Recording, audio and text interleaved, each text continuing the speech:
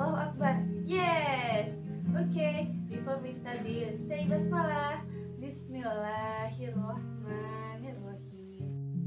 Nah, kemarin kita kan sudah belajar 4 ciri-ciri makhluk hidup. Masih ingat?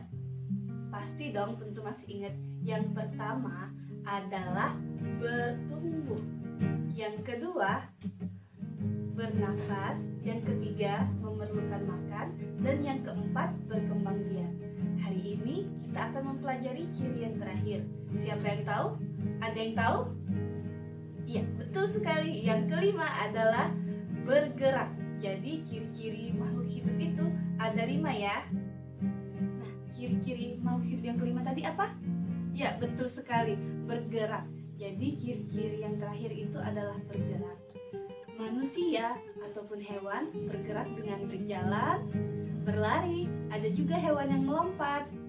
Contohnya, kalau yang berjalan dan berlari, ada gajah berjalan, kucing berjalan, kucing berlari, harimau berlari.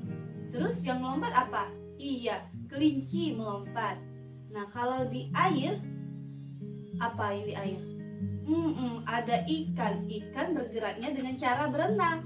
Sedangkan di udara ada kupu-kupu dan burung bergerak dengan cara terbang. Iya, benar sekali. Nah, kalau tumbuhan kira-kira bergerak tidak ya? Tumbuhan juga bergerak. Tapi bagaimana cara tumbuhan bergerak? Sedangkan tumbuhan tidak punya kaki. Yang bergerak adalah daun dan batangnya saja. Tumbuhan bergerak mengikuti arah bersinarnya matahari.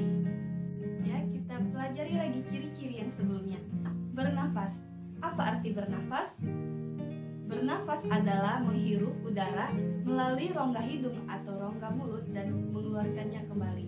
Jadi, bernafas itu menghirup udara, tepatnya udara oksigen. Nah, alat pernafasan makhluk hidup itu berbeda-beda. Siapa yang tahu apa saja alat pernafasan itu? Yang pertama ada manusia dan hewan mamalia bernafas melalui paru-paru. Terus yang bernafas melalui paru-paru itu juga ada ayam. Ayam termasuk unggas tapi bernafas dengan paru-paru. Bagaimana dengan burung? Tentunya burung juga bernafas dengan paru-paru. Tetapi ketika terbang, burung bernafas dengan pundi-pundi udara. Selanjutnya, alat pernafasan ikan. Ikan adalah makhluk yang hidup di air, bernafasnya melalui insang. Terus, bagaimana dengan ikan paus? Kalau ada yang tanya, ikan paus bernafas dengan apa? Dengan insang? Salah. Jawabannya, ikan paus bernafas dengan paru-paru. Kenapa? Karena, ya betul sekali, ikan paus adalah hewan mamalia. Dan yang terakhir ada serangga seperti belalang, kupu-kupu, capung, bernafas menggunakan trakea. Bernafas tadi kan artinya adalah menghirup udara melalui rongga hidung dan menghembuskannya kembali. Nah, jadi tumbuhan tidak bisa bernafas karena tidak punya hidung. Tentu salah. Tumbuhan juga bisa bernafas karena tumbuhan itu memiliki lubang-lubang kecil di daunnya. Nah, di lubang-lubang kecil itulah yang disebut dengan stomata, tumbuhan bernafas. Ciri-ciri yang selanjutnya yaitu tumbuh atau mengalami pertumbuhan. Nah, tumbuh atau mengalami pertumbuhan ini merupakan proses dari kecil hingga ke besar. Untuk manusia, proses pertumbuhan terjadi dari bayi menjadi manusia dewasa. Sedangkan pada hewan, contohnya ayam, dari telur menetas menjadi anak telur hingga bertumbuh menjadi ayam dewasa. Sedangkan pada tumbuhan dimulai dari biji-bijian, terus tumbuh menjadi tunas, tumbuh lagi daun-daunnya hingga berubah menjadi pohon yang besar. Untuk mengetahui lebih lanjut tentang proses pertumbuhan ini, kita akan melakukan eksperimen. Bagaimana eksperimennya akan dijelaskan pada adegan selanjutnya. Jadi hari ini kita akan melakukan percobaan dengan menanam biji kacang hijau. Nah, ini anak dari rumah diharapkan menyiapkan biji kacang hijau di rumah untuk melakukan percobaannya ya. Setelah itu kita memasukkan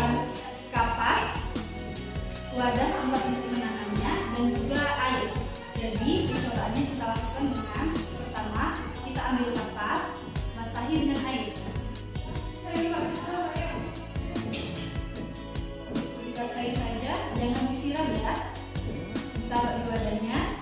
Terus kaki satunya lagi kita basuh lagi.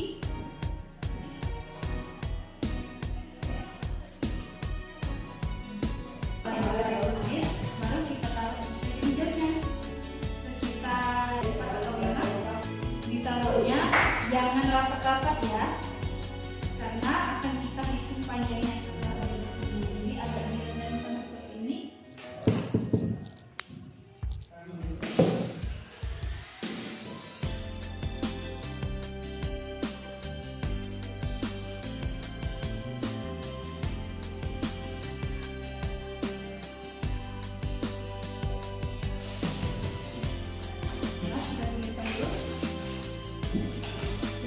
Ini kita tinggal simpan. Salah satunya simpan di tempat yang gelap, boleh dimasukkan ke dalam kotak.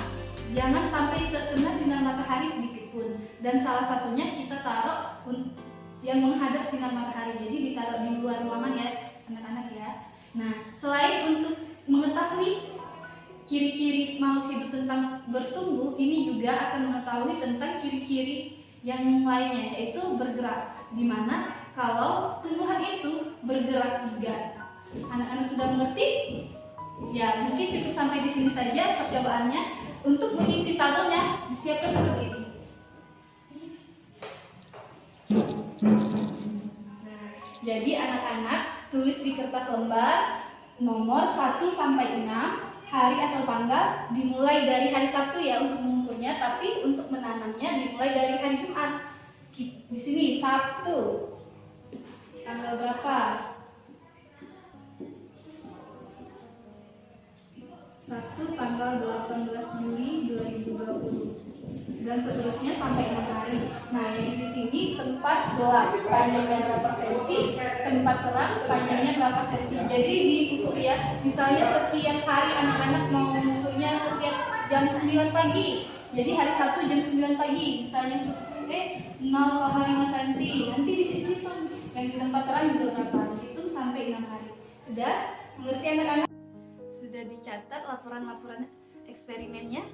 Nah, laporan eksperimen itu harus dikumpulkan Jumat depan tanggal 24 Juli 2020. Ingat ya, jangan sampai lupa.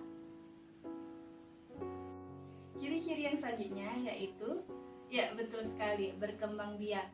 Yang pertama, dengan cara melahirkan atau vivipar. Makhluk hidup yang berkembang biak dengan cara melahirkan adalah manusia dan hewan mamalia. Yang kedua, berkembang biak dengan cara bertelur, yaitu ovipar.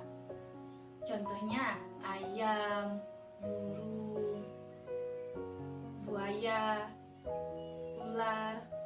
Nah, itu yang berkembang biak dengan cara bertelur. Selanjutnya, dengan cara bertelur dan juga melahirkan, yang disebut dengan ovovivipar. Contohnya adalah platypus. Ciri-ciri yang terakhir apa? Ayo sebutin. Ya, betul sekali, memerlukan makanan. Jadi sebagai manusia kita tentunya membutuhkan makanan untuk hidup kan? Makanan kita itu terdiri dari sayur-sayuran, ada daging, kacang-kacangan, bervariasi sekali. Hewan juga begitu, makannya ada memakan serangga, ada yang memakan sesama hewan, terus juga ada yang memakan tumbuh-tumbuhan. Kalau tumbuh-tumbuhan makannya dengan apa? Pernah lihat nggak? Bukan dengan air ataupun dengan pupuk, tapi kalau tumbuhan makannya dengan cara dimasak sendiri. Bagaimana cara memasaknya? Di dapur. Salah, bukan di dapur. Kalau tumbuhan memasak makanannya di daun. Nah, memasaknya itu melalui bantuan air dan sinar matahari. Jadi kalau tidak ada air dan sinar matahari, tumbuhan tidak dapat hidup karena tidak dapat memasak makanannya dan tidak mendapatkan asupan makanan untuk tumbuhan itu sendiri. Nah, jadi anak-anak, kesimpulannya makhluk hidup memiliki 5 ciri-ciri. Yang pertama, tumbuh. Yang kedua, bernafas. Yang ketiga, memerlukan makan. Yang keempat, berkembang biak. Dan yang kelima, bergerak. Bagi pemahaman materi ciri-ciri makhluk hidup ini, anak-anak kerjakan tugas berikut ya. Untuk nama-nama makhluk hidupnya cukup nama-nama hewan saja ya. Jadi dituliskan 3 nama hewan beserta ciri-cirinya tadi apa. Misalnya bergeraknya seperti apa, bernafasnya bagaimana, berkembang biaknya bagaimana, makanannya apa, dan pertumbuhannya bagaimana. Mengerti? Kemampuan makhluk hidup untuk bernafas, berkembang biak, bergerak merupakan karunia dari Tuhan, yaitu dari Allah Subhanahu wa Ta'ala. Jadi, sebagai rasa syukur kita kepada Allah Subhanahu wa Ta'ala, itu melambangkan cerminan sila Pancasila, yaitu sila yang pertama, ketuhanan yang Maha Esa.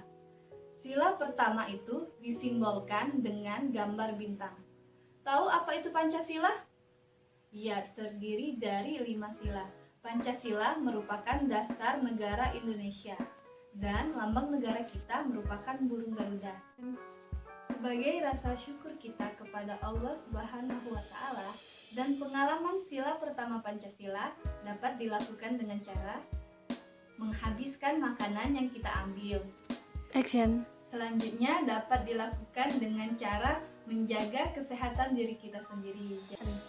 Selanjutnya, cara bersyukur yaitu menjaga kebersihan lingkungan. Dan yang terakhir, yaitu menyayangi makhluk hidup, baik itu tumbuhan maupun hewan-hewan. Nah, itu tadi adalah bentuk rasa syukur kita kepada Allah Subhanahu wa Ta'ala dan cara mengamalkan sila pertama Pancasila. Nah, itu tadi pelajaran kita hari ini. Sebagai tugas terakhir, kerjakan tugas di halaman 17 ya. Seperti biasa, tugasnya dikumpul dengan cara difoto dan dikirim langsung ke Ibu Iza. Nah, untuk mengakhiri ini, mari kita lafazkan hamdalah. Say hamdalah. Alhamdulillahirabbil alamin. Jangan lupa ya, like, subscribe, dan komen-komen. Wassalamualaikum warahmatullahi wabarakatuh.